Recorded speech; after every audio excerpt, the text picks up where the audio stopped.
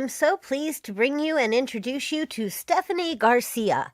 Stephanie is a live video strategist for brands and entrepreneurs, from moonwalkers to master chefs who want to go from unknown to unforgettable. With 15 years of digital marketing expertise under her belt, she's led paid advertising and social strategy for ad agencies, creating powerful campaigns for Fortune 500 companies or small businesses. Stephanie is the host of Lights Camera Live and the co-founder of Leap Into Live Streaming Bootcamp. She has spoken at Social Media Marketing World, VidCon, Podcast Movement, and so many more. She's also the co-author of The Ultimate Guide to Social Media, published by Entrepreneur Press. She's named a top 50 digital marketing thought leader by the University of Missouri St. Louis, and her work has been recognized and awarded by Forbes, Online Marketing, Media, and Advertising, PR Daily, Forrester, and Gartner One-to-One Media.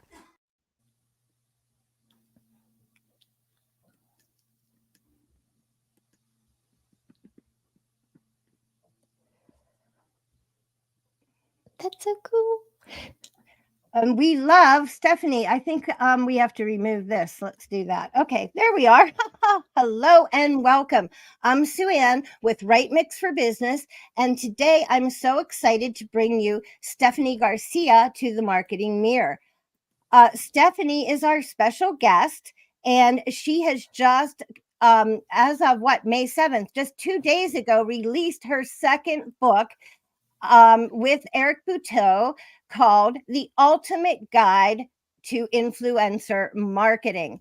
So the good news is that according to Neal Schaeffer, in the foreword of the book, influencer marketing is one of the most powerful and yet least understood of all marketing channels. So it's a good thing that we have Stephanie Garcia here today, a spectacular nano influencer herself, on our show. Thank you for being here today, Stephanie. I'm so happy to have you. Thank you so much for having me. This is so exciting, Sue Ann. I know me doing a live. It is kind of rather exciting. And, I did my first ventures into live. I jumped on one of your early Leap Into Live, and that's kind of, the beginning of doing live for me. And I loved, I've been watching Tanya, who interviewed you the other day. And it's so interesting because how I got turned on to Tanya, because this is that influencer thing that you were talking about with her the other night. How I got on to Tanya is that my friend Eileen Smith told me, you have to watch my friend Tanya because she's really good at live streaming. And I think you should do some live streaming with your shows. Jamie's here. Hi, Jamie. Good to see you. Thank you for watching. Anyway, Eileen told me to watch Tanya, and then Tanya was working with Cast Magic, and that's why she told me to watch her, because I was working on a creative thing with Cast Magic. See how the world goes round?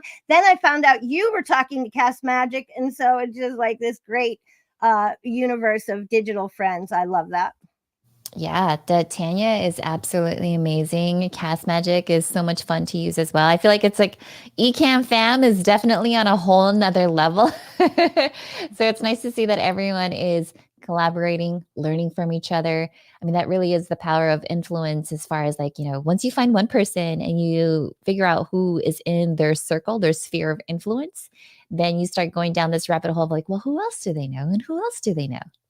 Yeah, it's so interesting because it's a big world and it's a small world as you start to, meet and get around people. And like we were saying just before the show, it's so lucky that we have made different friends in the digital space, because they help us so much to learn how to do things and get, we share tricks. I love when people who have helped me, I come up with something and can help them in return. So that's kind of part of all the fun of it, I think. Yeah, we all have our own superpowers, and the more that, I think once we embrace what our superpowers are, and then if we can help our friend with it, it's like, hey, I'm really awesome at live streaming. You're really awesome at writing, right? So it's like with our powers combined, we could do some Well, and amazing things. I have to tell you guys, Stephanie has been, I mean, I met her actually before Leap into Live with Marketing 360 with Jen Herman and Amanda Robinson, Mike Alton, all those guys. And ever since then, she has been so gracious. If you have a question, if you need help, Stephanie has been so sweet. I can't say enough about how nice she is. And I think that's really a great thing because, if you're not having that two-way conversation, you're really not, interacting with your audience and meeting people. So I think that the fact that you're open to that, and people do look at you as an influencer. Now, Stephanie says she's by definition a nano influencer, makes me maybe nano. Nano influencers is anywhere from 1,000 to 10,000 followers across any platform. And it's like, even on Facebook where I first started live streaming, I think I'm somewhere on the cusp of like 9,600 or something. And then across all other platforms, it's probably like YouTube is like 3,600. It's really my email list where I've crossed over into like around 15,000 people. So it depends on which platform you're on. But honestly, I find that sometimes if people are researching me, they just might head over to like LinkedIn, like, oh, there's 7,600 there, or there's this and there's that. But consider to what most people think are influencers, I am very much a nano influencer.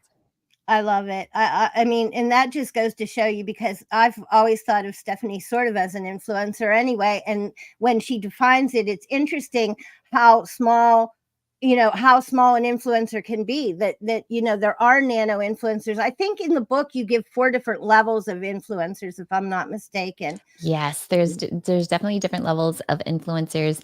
And the thing that's most important is that most people think that you have to be this big mega influencer, a celebrity and whatnot. But research has actually shown that nano influencers actually get the highest engagement rate, as well as like attention from their audience, because most mega influencers are usually moving from one campaign to the other. Like Met Gala just ended. What's the next thing that's on the docket, right? Whereas nano influencers, when you're focused on that one thing, your superpower, what you're really, really good at, right? Your audience knows like, okay, so this is what we're working on. These are all the different things. And so your engagement rates are so much higher as a brand when you invest in a nano influencer. Yeah, so much. That's so awesome. Before we go on, I do want to give a quick shout out to Eric Butow. Am I saying his name correctly? You are, Eric, yeah. He is just a writing machine, ladies and gentlemen. This guy has a library of writing. So he is like a man of my own heart, a writing machine. So shout out to Eric real quick on this program today. And please make sure you do leave any comments or questions that you have. Pedro says, hi. I'm so glad to see you. Thank you for tuning in. And if I'm not seeing you on one of the channels, I'm a little bit new at this. You're doing great. You're doing awesome. Live streaming stuff. So, like I said, it's kind of easy because Stephanie's here. So I have an icebreaker question for you, Stephanie, if you don't mind. What I'm wondering is, what was Stephanie Garcia like as a little girl? Were you like Stephanie on the mic, or were you more timid, do you think? It's definitely Stephanie on the mic. And there's a reason for that. It's because I was the youngest of 3 children. And so oftentimes it's kind of like you get lost in the shuffle when you're the youngest. And so my strategy for just like kind of getting attention within the family was like being humorous, being loud. And obviously I'm Filipino, so karaoke was definitely a thing. So I feel like when you're Filipino, you're actually born with a mic in your hand. So when people are like, I'm so scared of the mic, it's like, what are you talking about? This is like a standard. I love it. I love it. It's funny because like some people were like always like outgoing and on the mic, and other people, I don't think, it comes as naturally, but I'm not surprised that you were a karaoke family. That's funny as could be. I used to make like the hockey players that my brothers would carpool. I used to make them sing songs, and my dad would laugh. He'd be driving the big station wagon, and he'd be like, the boys would be like, we're not singing. Nobody's going to sing. And the next thing you know, everybody's like, I won't grow up. I won't grow up. All the boys are doing it, You're a party starter. Yeah, I didn't just participate. I made everybody participate. I dragged them in whether they liked it or not. That's so cool, though. That's fascinating. I wasn't sure how you were going to answer that, but I thought, what a great icebreaker. That is a great, yeah, no one has ever asked me that before. And one thing that I'll add too is because sometimes people will be like, "Oh, Stephanie, were you always um, extroverted and whatnot?" And even though I make the joke that yes, I was born with a mic in my hand because I'm Filipino, I mean, I was never much of a singer, so so don't ever ask me to sing. However, I knew that there are other ways that you can still use a mic. Like you could be the MC. Like I've been MCs at different conferences. You could still be that hype person. So it just goes to show you don't have to be a singer all the time if you're going to be on the mic. You could be a So you have a podcaster and a great live streamer. reputation for your MC and speech and that stuff. You have, as a speaker and on stage, you have a great reputation. It feels like everybody wants Stephanie on their stage. I'm just gonna say. I hope so. Yeah. It's fun, like hyping up the next speaker. Like I think as an MC, it's much more harder being an MC versus a speaker. And I say that because sometimes when you're an MC for an event, you get the bios last minute, or sometimes like a speaker will come like to the stage 10 minutes before. I'm like, "Oh yeah, and can you mention this new thing that I'm doing?" And you've already rehearsed it as an MC. But again, I think live streaming has also helped me as an MC because of improv, and so you just gotta roll with the punches and have fun with it. I think that's so cool. So I have a question for you to start or to get things rolling some more. What wasn't there influencer marketing all along in traditional marketing and advertising, say with like paid spokespersons or celebrity endorsements and things like that? So why is now this such a big thing and that we're hearing so much about it? Oh gosh, I love that you asked this question because, as I said before, traditional influencer marketing would be those paid spokespersons. You would have the celebrity endorsements. And again, those are your big mega influencers. But if you're a small business owner, if you're just launching a store on Etsy, if you're launching a podcast and all these other things, you might not be able to have access to those mega influencers. That doesn't mean that you still can't connect with people of influence. And that's why I wanted to talk about the nano influencers, the micro influencers, and also knowing that there are influencers across like different platforms. Some people are really, really popular on YouTube. Some are like the B2B influencers are crushing it on LinkedIn. And so it's one of those things where in traditional influencer marketing, you think that you have to be on TV, you have to be on radio, you have to have like a number one Billboard song and whatnot.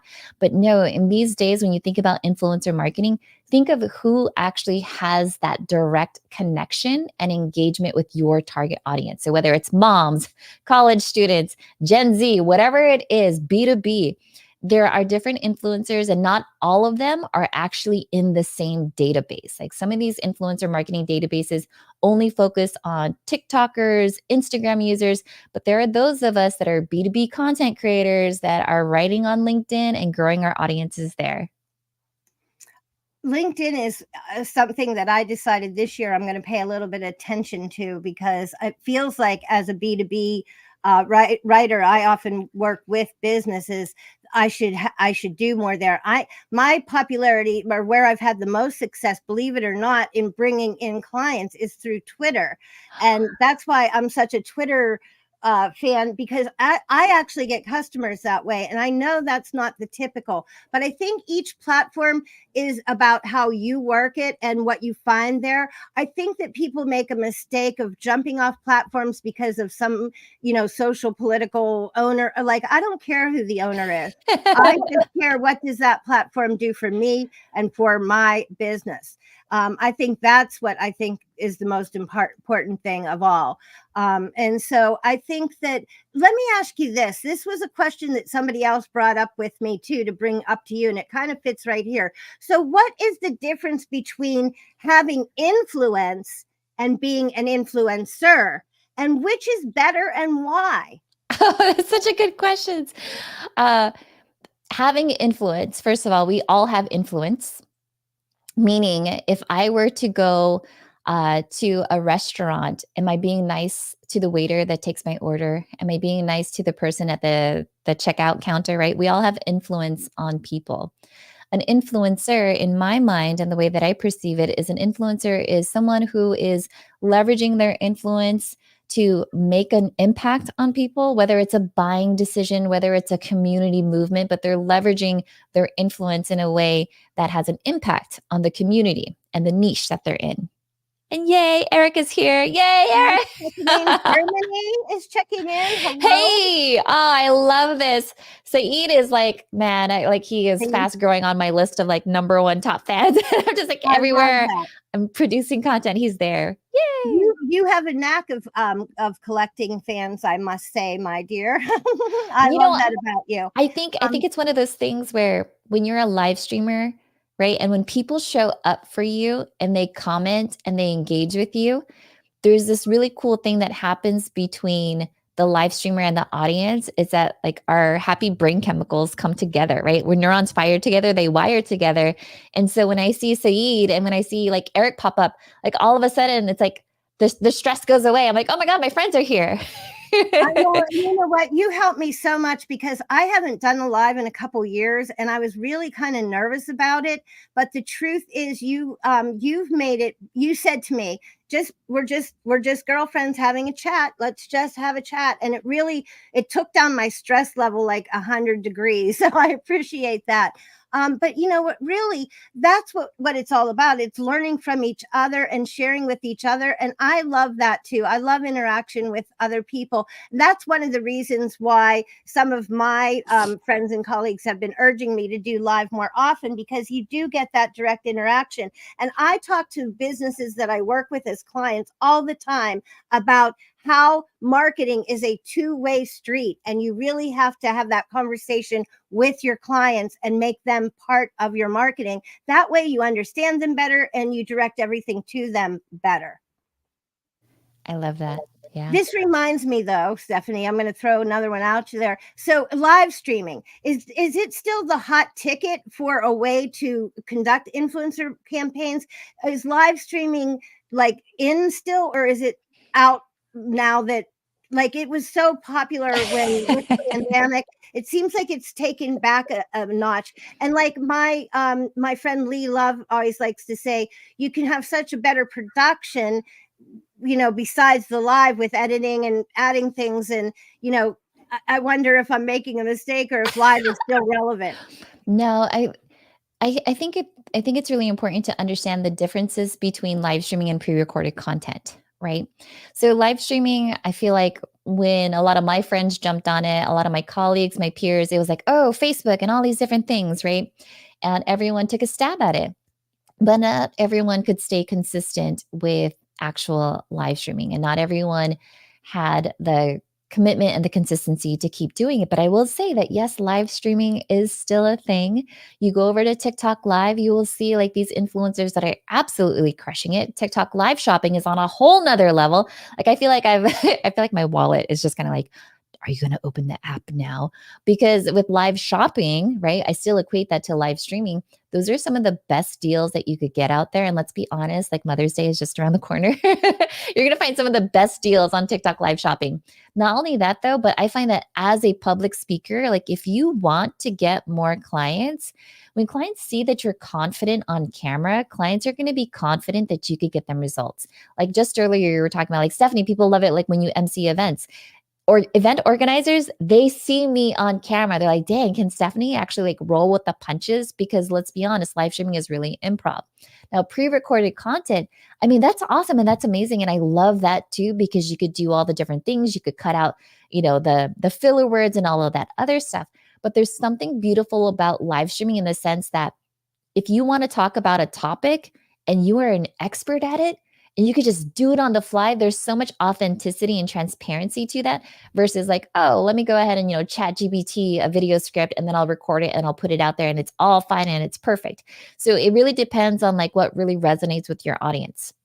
I know for me personally, live streaming, people really get to know me. And sometimes there are questions that I'll get from people that I haven't even considered of. Like in just chatting with you, I was like, maybe I should tell this story of like how I was born with a mic in my hand. I was like, and I wouldn't have gotten that had it been like a pre-recorded video of like, oh, Stephanie, go talk about your book. So there's just something different about how our brains creates relationships with content creators and influencers when you're live streaming. And that's my take on it.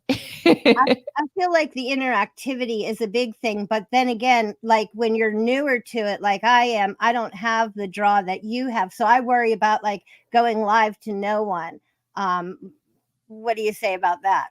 I love that you mentioned this because that's the other thing too. People think that they have to have thousands or hundreds of people in there, but look, you've got Pedro, you've got Eric, you've got Saeed. You know what I'm saying? Like these are real people that you're having conversations with. And more often than not, most people, when they're looking at your content, they're usually watching it on hashtag replay, right? And even then, I will engage with my replay viewers because maybe they're just finding me on the Discover page for the very first time.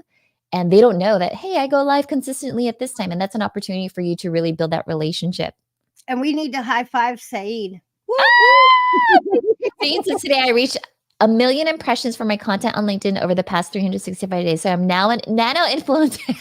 Yeah, you are, friend. That's amazing. That is like really seriously good work, Saeed, on LinkedIn. I am not doing, I mean, I feel excited when I get 500 impressions on a post or something. So you are killing it. Way to go. I love that. I don't know if we're, I don't know if we are seeing, not positive if StreamYard brings up, I thought that they brought comments in from everywhere. So just know that if you're watching on a channel that we're not seeing your comments for some reason, I think we're seeing them.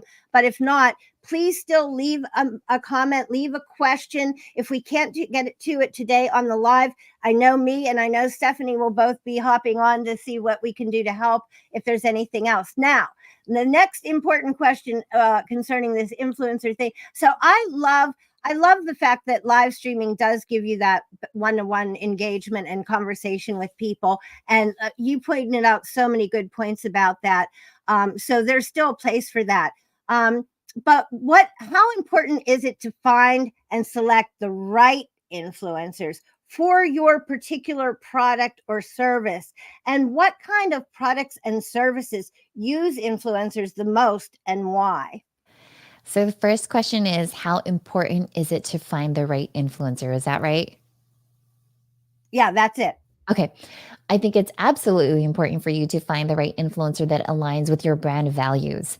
It's one of those things where sometimes you might even find like this influencer that has a really large following, but if you were to work with them, they might not have the same work ethic as someone that does this for a living. So, for example, I was on TikTok this morning and there was this hairstylist and he was talking about how he gave this service to an influencer and basically he was going to give her like a free haircut as long as she did an Instagram story for him.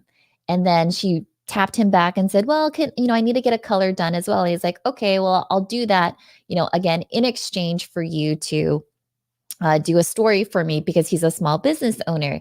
And so he was on his feet for 7 hours doing this haircut color service for this particular influencer.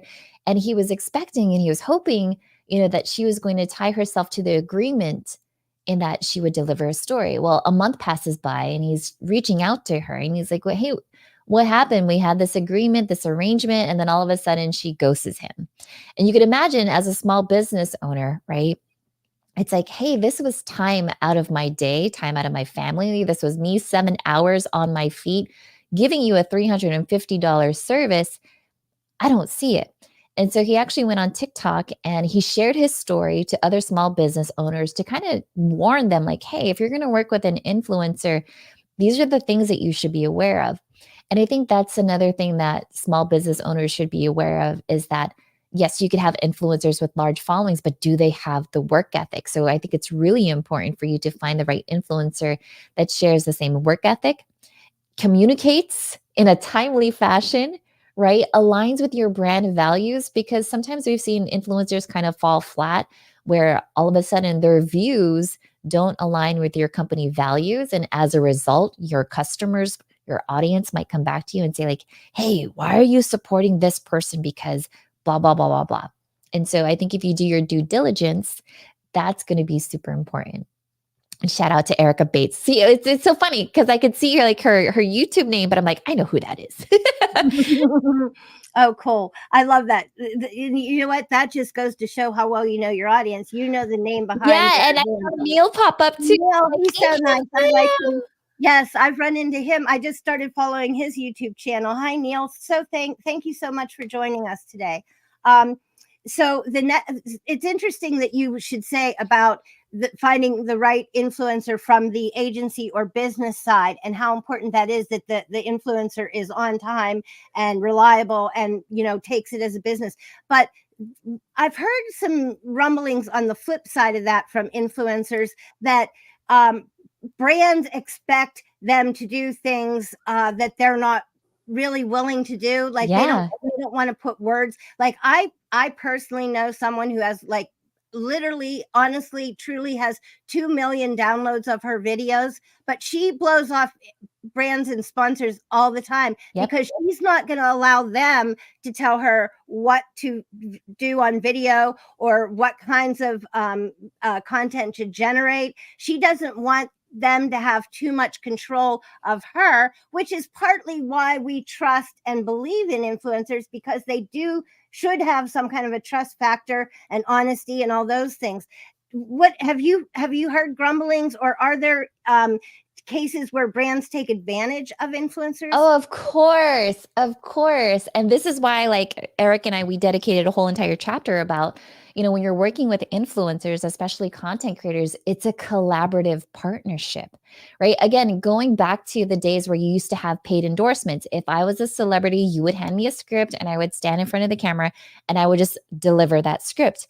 These days, we're now in that part where it's like, well, I don't really say that word, or I would never say it that way, or I would never wear my hair like this or like that. And so when you're a brand wanting to work with an influencer, it should be a collaborative discussion. And so in the book we talk about, like, when you work with a brand or an agency, they should give you a campaign brief. They should give you the guidelines as far as, like, what's the product, what's the service. These are some things that we want to highlight. And oftentimes they'll say, like, make it your own. If they try to come at you as far as, like, no, you have to say it this way, then that's not really a collaborative opportunity for you as an influencer. And so that's like your first red flag, right? That's your first red flag as far as, like, do I really want to work with this brand? Because a lot of times, as you said, what makes you authentic as an influencer is in the way that you deliver it. There are brands that I've worked with where I'm like, hey, I'm not a Luria Petrucci. I'm not going to go diving into the specs, but I am a B2B content creator. So I can talk to C-level office executives to say, hey, if you're looking for an easy solution where you look at the camera, get the Elgato prompter, right? And this is how it works for me. Whereas some other tech influencers on YouTube, they'll talk about the specs and the screen size and all that other stuff, where I'm just like, look, I just plug it in and it works. Right? So there's different ways that you're going to share your ideas as an influencer. And I think as long as you approach it from a collaborative approach, that's what matters most. And before I end that, I just want to give a quick shout out to, like, Hank, because Hank is here. Yeah. I love it. I'm glad you caught that, because I wanted to agree. I think it's important. I've learned this from my friend Eileen Smith, that you greet everyone who takes the time to view you. So if I haven't caught your name on some of the platform that you're here, I do appreciate it. I know Stephanie appreciates it. She's awesome. Here's a quote from the book I want you to look at really quick. Oh, Stephanie, here's another note for you first. Yeah, Erica says, Stephanie, it's great. You know my YouTube name and my name also. Yeah. And that's what I'm saying. When neurons fire together, they wire together. Because again, you never know who's really going to show up for you, right? And so when Hank and Eric and Saeed and Erica, they show up, I'm like, thank you. You didn't have to, but you did. And to me, it just leaves this digital imprint on me where it's like, okay, the next time you do something, whatever you need, say less, just reach out. Here's a quote from the book where you talk about it. Oops, I need to oh, there you go. The bottom line is that influencer works best when creators feel valued as partners, not commodities. Maintain this, and this is Sue Ann all over, human-centric approach as you build your strategy. So this is one of my favorite quotes I pulled from the book, but I think it fits perfectly with what you're saying. Absolutely. Yeah. No creator wants to feel like they're a cog in a machine. Right. And I've had brands, I mean, I think that's the unique aspect of the book, is that I don't only approach it as having worked on the agency hat and in-house marketing, but also as a content creator. Because I will share stories as far as, like, I, as a B2B content creator, influencer in that respect, I've had brands where they've come up to me like, well, you let me know when you talk on this stage or that. And I'm like, wow. It's like, well, on my journey, are you really going to be that person that I take with me? Right. There's a perfect example in the book that I totally loved about a mismatch with influencers, the Eddie Garrison story, where they actually had influencers for an over 21 club, and they got influencers who were under 21.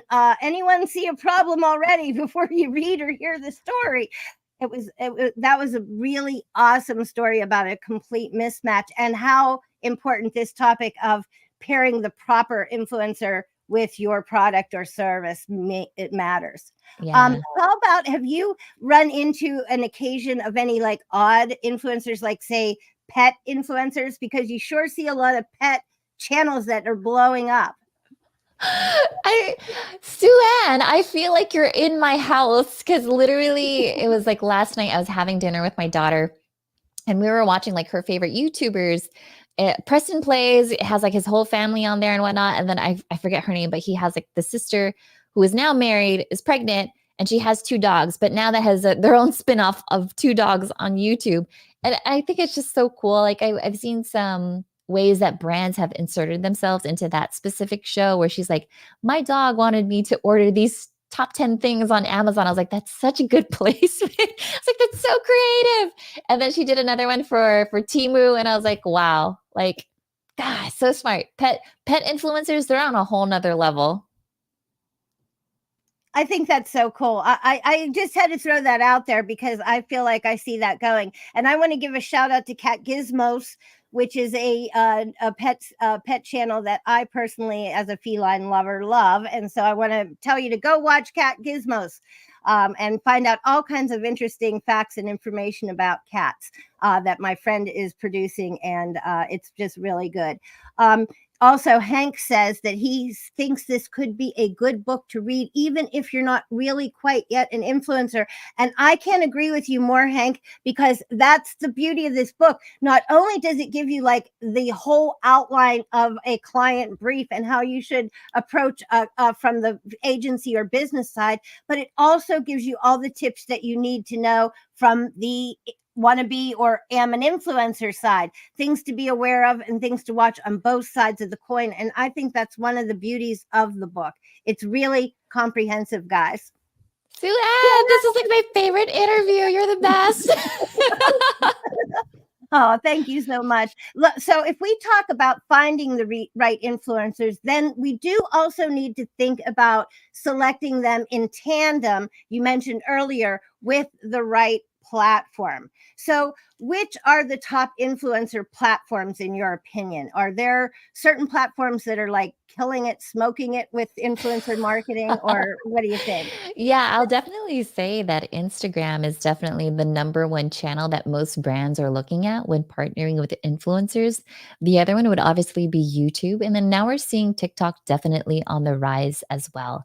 And so I think as an influencer, if that's something that if this is a career, a path that you want to go down, then probably growing your followers, your audience on those channels would make a lot of sense. And I think even as a brand, not just be mindful that sometimes when you're researching these influencers on these platforms, some of these influencer marketing databases are not pulling in influencers across different platforms. Because I'll even tell you, there are some really great influencers that are podcasters. And I haven't really seen, and you guys, you'll tell me in the comments if you found one. I haven't really seen an influencer marketing database that actually tells you about engagement rates for podcasters. But that's, I mean, you think about it. I see so many people walking around with headphones, they're at the gym and they're doing this. They've got someone in their earbuds, right? They've got someone right here that's talking to them. And I think that's a perfect opportunity. Is there a platform that is a like definite no-go? Like definitely no-go for it, like that you would say is not a good influencer platform or a platform to, spend any time with? No, because I feel like every platform it's like every social media platform is its own country. It has its own etiquette. It has its own engagement, right? Like if I really wanted to connect with agency owners, I might not look for a Twitch influencer. Does that make sense? Because that's not the influence where my target audience is Yes. out. And so I think when you align the platform with the right influencer, then that makes a lot of sense. You know, I started writing the post to go with the show ahead of the show, which I never do. I usually wait to see how the show pans out. But since I had early access to the book, I couldn't help it.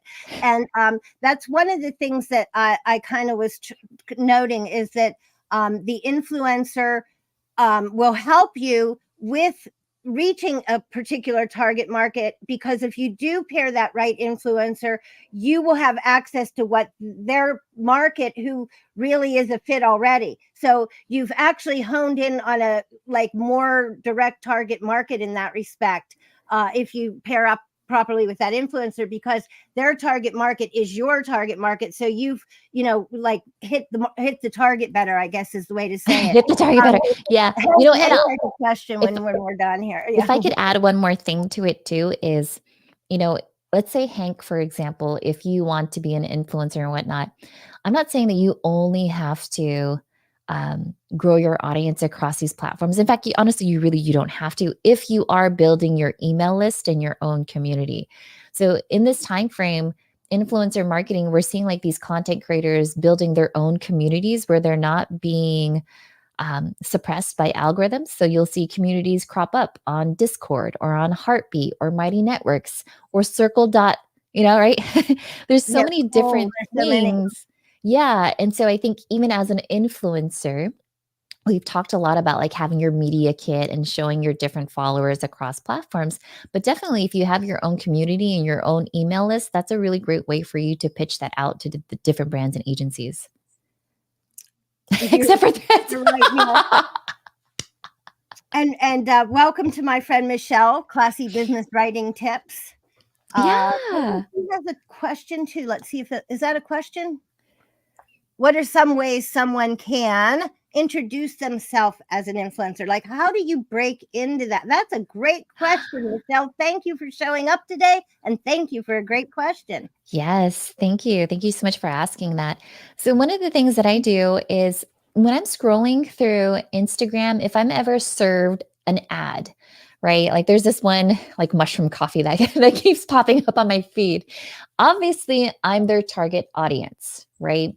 And so I might just tap them in the DMs or send them an email or find somebody who works on their influencer marketing team on LinkedIn. Like that's that's a secret hack for you is I'll send them a DM and say, "Hey, I was just served your ad and, this is who I am. This is what I do. This is the type of content that I create. And if you're looking to reach more people that are within my like-minded interests that we can share, then these are the services that I offer. I have a live stream, I have a podcast, an email, Facebook group, whatever."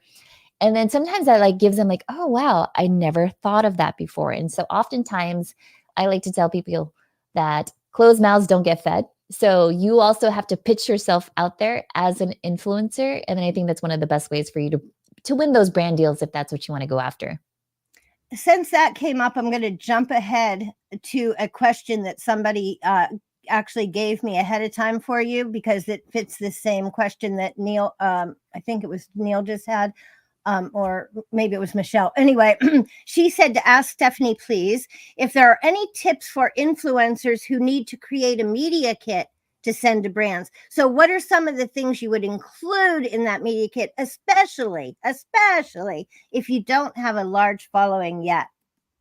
I would definitely say include a case study. So if you've ever done any type of influencer marketing campaign before, you can include a case study to say, this was the campaign brief. This was the ask that the agency or the brand had asked for me. This is how I delivered it, and these are the results. And I think that's a really great way to show different brands and partners that even though I might not have a large following in that sense, I do have a high engagement rate, or I do a really good job as far as creating content and driving conversions. oftentimes, you could have someone that has like a huge, large following. An influencer is not always a content creator. Let's make that very clear. You could be a person of influence and a really crappy content creator. Whereas I find that sometimes there are also content creators that are really great at creating content, but not really good at influencing people to do certain things. So I think finding the right balance between that is always going to be really nice. So in addition to your media kit, for sure, include those different case studies, how you've worked with people. If you have testimonials, then that's always nice too. Like one of my favorite ones is from Chef Claudia Sandoval, where we did a campaign with T-Mobile and they sent her an email right after our campaign. It just says, this was the best book promotion opportunity that I've ever seen. We've never seen so many engagements from this. And that is definitely something that I know for sure we both share when we're pitching brands, as far as like, hey, this is why you should work with us. I love that. I think that the projects that you work on tell a great deal about you. I actually started collecting some of the interesting stuff that I've done, because everybody seems like, I don't know exactly what. And I am often the wizard behind the curtain. Well, what can I tell you? Yeah. Instead of being out in front. But I think it's so hard to speak publicly without the ums and ahs. So I think I'm like, this is a good practice to do that. It's especially hard when you're live, and that's another reason why those MC duties, to be on the spot and to be on your feet and not have all those ticks, let's call them, involved, is very helpful. But so let me get back to, there's so many questions about this. Let me get to the next one here. So are there red flags to avoid in selecting those influencers? You talked a little bit about that, and planning those successful campaigns. One of the things that I like that the book talks about regarding the influencer marketing partnerships is that there is more to that relationship than just the terms of agreement. If you build a good rapport and a relationship with that influencer that you're working with. So for me, this reminds me of, like, if I establish myself as a go-to source or a trusted resource for my clients, I'm then acting as a partner more than just a freelancer or a contractor. So I feel like that applies. Does that sound feasible? Absolutely. Yeah. When I think of, like, let's say Ecamm, for example, we have such a strong community. And it's not because there are some Ecamm users that have big, large audiences. It's because Ken and Glenn, the team, they take the feedback from their users as far as like, how do we make this product better? And so they actually have a beta community. And I think Neal is a part of that too. And I think that's one of the things that you want to have is you want to have a strategic partnership with your influencers where they could be open and honest with you as far as like how they use your business, your product, or your service. And do you incorporate it? Are you building with them in that sense? That way they don't just feel like it's another expense on their calendar, right, as a brand and whatnot. There's just so much that you could do when you build these strategic partnerships with influencers. Like I know for me, example, April is always blocked out for Leap Into Live. October is now officially blocked out for Creator Camp. And then in September, it's going to be Vid Summit. And so there's these certain things, like when you have these long-standing relationships with these influencers, they will block out their calendars for you. And so that's what you have to like pitch in advance. You have to start building relationships now. It's not like, oh, I'm launching this thing. Let me just tap them the day before. It's like, no, you have to get on their radar.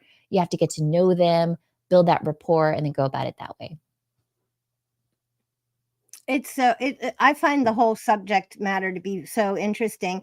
And so there are things that we can do if we are producers, or if we do educational, I'm tripping over this a little bit, but what I'm trying to get to is that there are steps that we can take to position ourselves as an influencer, but it really starts before we're going after brands. That's kind of what you're trying to for say. Sure. Yeah. I think if you do want to reach out to brands, you definitely have to have a system, right? A process in place, because if you are pitching brands, there's always power in the follow-up, right? Because sometimes brands, especially like I've been a social media manager, right? I've worked alongside the PR teams.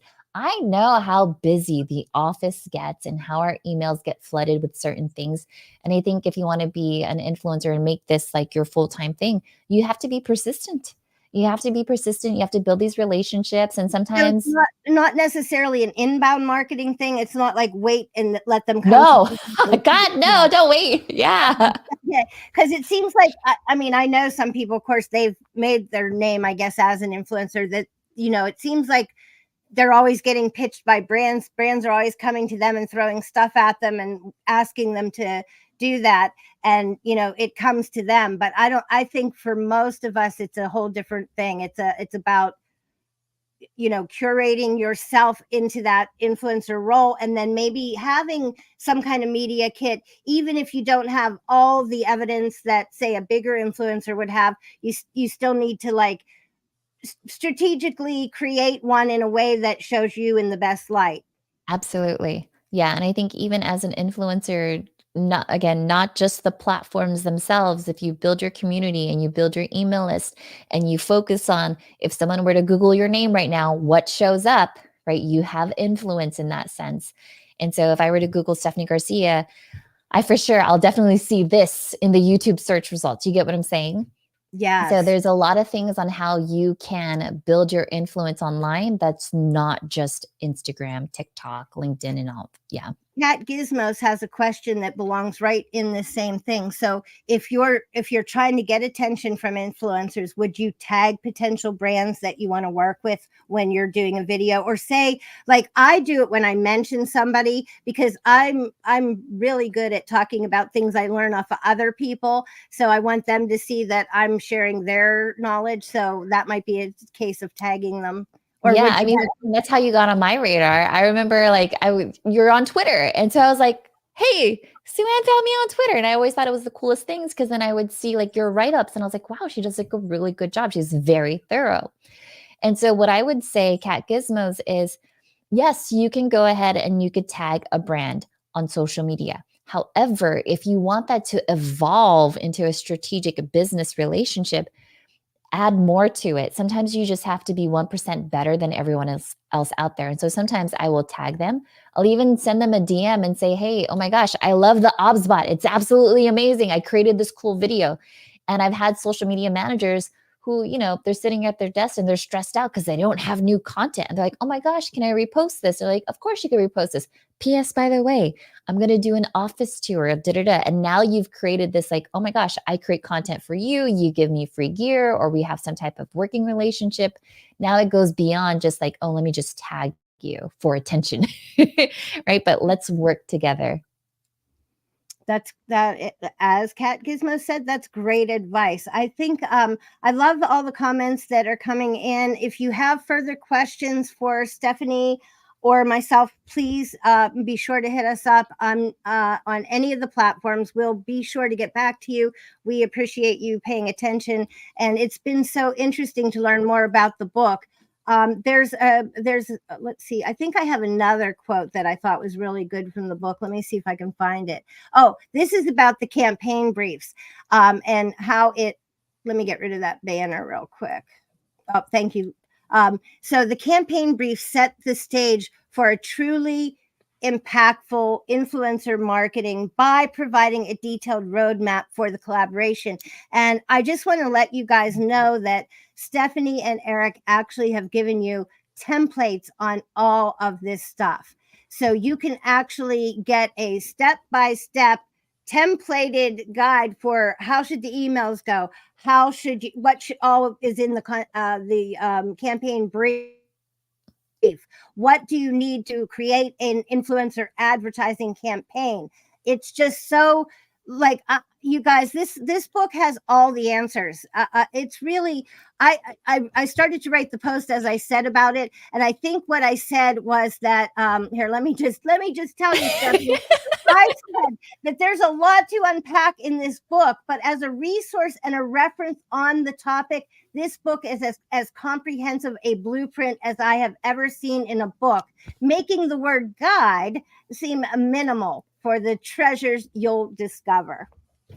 Sue-Ann, you're absolutely amazing. I love that. Like, gosh, actually really see all the hard work that Eric and I put into this. Oh, I'm getting emotional.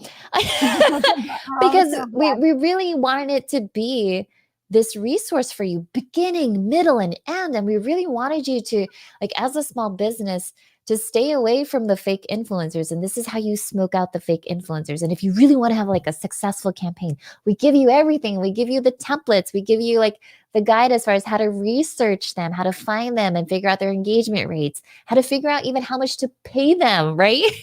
And if you want to keep doing influencer marketing because it's really moving the needle in your business, then how do you show that to, let's say, your manager or whoever is setting aside budget for influencer marketing? So, oh my gosh, you're so thorough. I'm like beyond excited. This is, I'm so happy.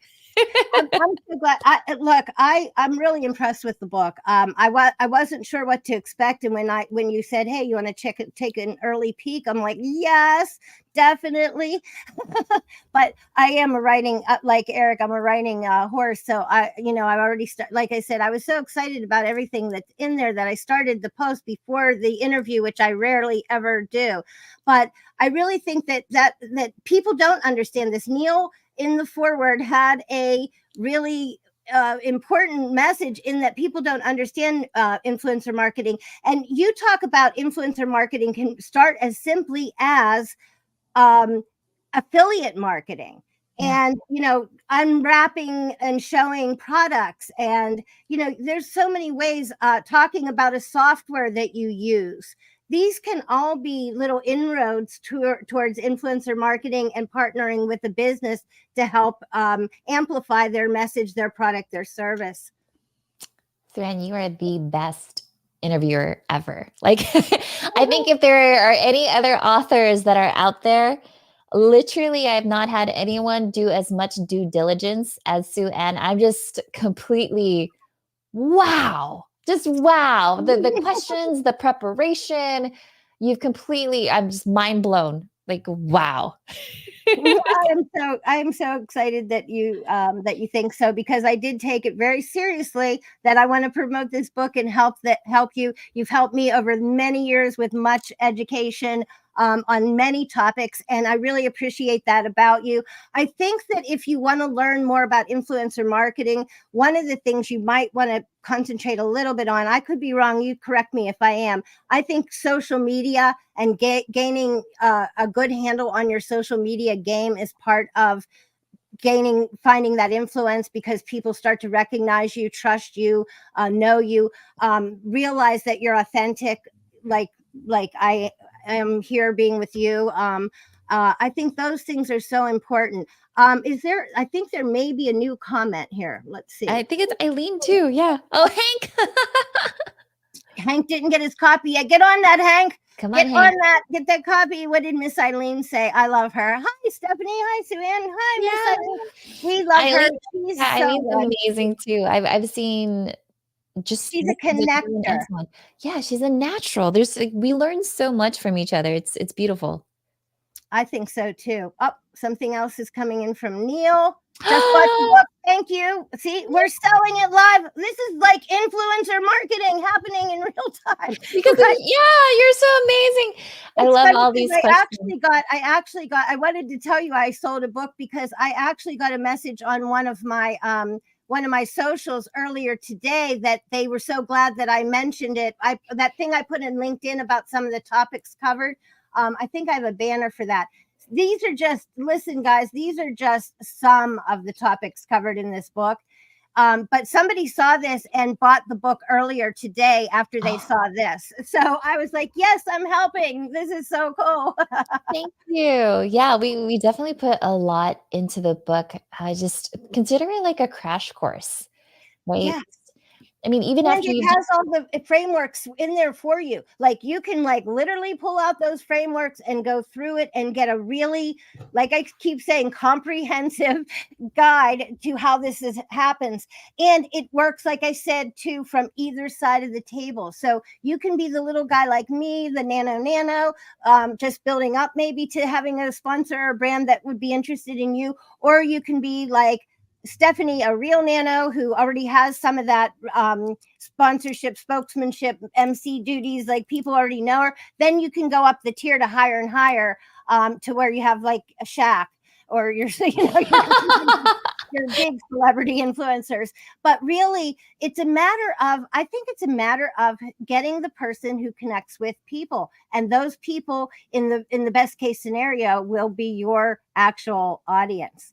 And I think that's the beautiful thing. Well, I want to thank Stephanie for her time today. And I want to let you know that there's going to be a secret question that's going to talk about lead management, which is one of the most significant topics that Stephanie and Eric blend into the book. They talk about it at the beginning of the book. They talk about it at the end of the book because they give a whole, I think chapter 14 is completely about devoting the managing your leads, and how when you're doing these influencer projects, if you're not pulling in those leads and building your email list and getting closer to the people that you're reaching, then you're not doing what you need to be doing in order to, establish all the things that go into having that great collaboration. So I think that's really important. And so Stephanie's going to talk about that privately inside the marketing mirror, where I'm starting a little private membership. It's super cheap because I just like to have these conversations. I help some of you guys. I've helped so many people for free for so long that I have this teeny tiny paywall. It's really not much, but I really just want people to have these conversations so that we can help each other learn and grow. So thank you for being here, Stephanie. I really can't thank you enough. You've been an excellent guest, and I feel a lot better about doing a live stream having come on with you. Suzanne, you crushed it. My gosh. I think you were just like, 3 or 4 from this. Yeah. Oh my God. Eileen, you're amazing. Thank you, darling. You are awesome. And Neal got his too. Yay. And Hank is going to get his because he said he didn't get it. He better get on it. And I had somebody earlier today. This is all great. Thank you guys for being here. Thank you for all the comments. And great time. All looks good. More live streams. Oh, yes, Suzanne, more live streams, please. You're so good at this. You are so good at this. I really appreciate your time. Thank you, everybody. And we'll see you on the next Marketing Mirror. We'll see you on Lights, Camera, Live. And make sure you grab Stephanie's awesome book and read it. And then get back to us. Let us know what you think, what you need, what we can help with. Thank you for being here. Oh, and